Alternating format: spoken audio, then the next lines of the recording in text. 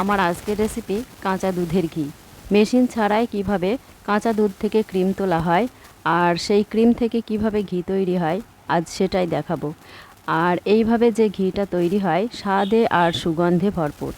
এইভাবে ক্রিম তুলে ঘি বানিয়ে যদি খান, বাজারের কেনা ঘি আর খেতে মন চাইবে না। 1 লিটার গরুর দুধ 3-4 ঘন্টা নর্মাল ফ্রিজে রেখেছিলাম।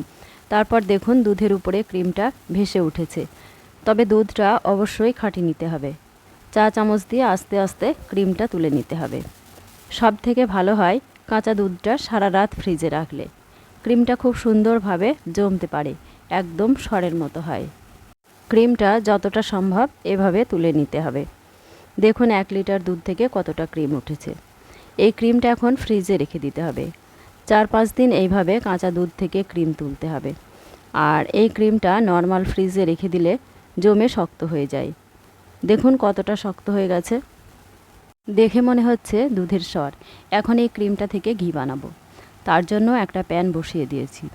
ক্রিমটা দিয়ে দিচ্ছি আর এই সময় হিটটা একদম লো রাখতে হবে। সবটা ক্রিম দেওয়া হয়ে গেছে। এখন ভালো করে নাড়াচাড়া করে নেব। নাড়াচাড়া করে নিয়ে হিটটা মিডিয়াম করে দেব। এখন দিয়ে দেব একটা লেবুর পাতা। দুটোও দিতে পারেন। লেবুর পাতাটা ধুয়ে মুছে পরিষ্কার করে নিতে হবে। পাতার গায়ে যেন জল লেগে না থাকে সেটা খেয়াল রাখতে হবে। লেবুর পাতাটা দেওয়ার জন্য খুব সুন্দর একটা স্মেল আসে।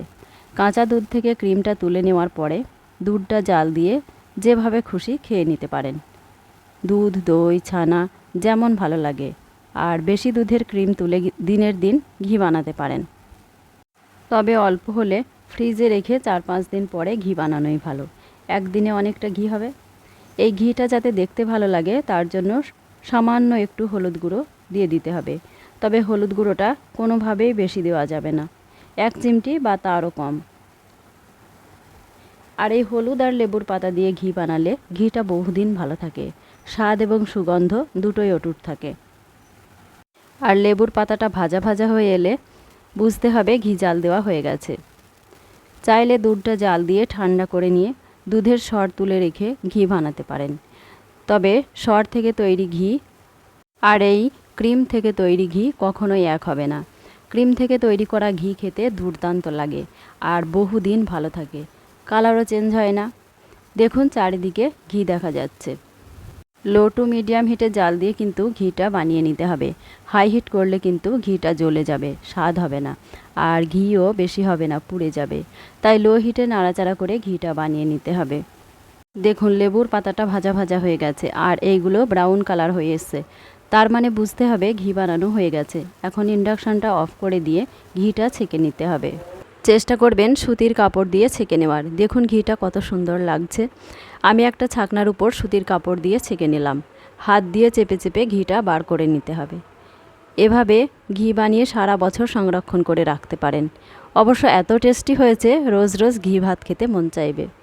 ভাত ছাড়াও লুচি পরোটা বানিয়েও খেতে পারেন, আবার রুটি দিয়েও খেতে পারেন। এই রকম শুকনো কাচের বয়ামে রেখে দিলে খুব ভালো থাকে। কেমন স্বচ্ছ লাগছে ঘিটা দেখুন। একবার হলেও বাড়িতে বানিয়ে দেখুন।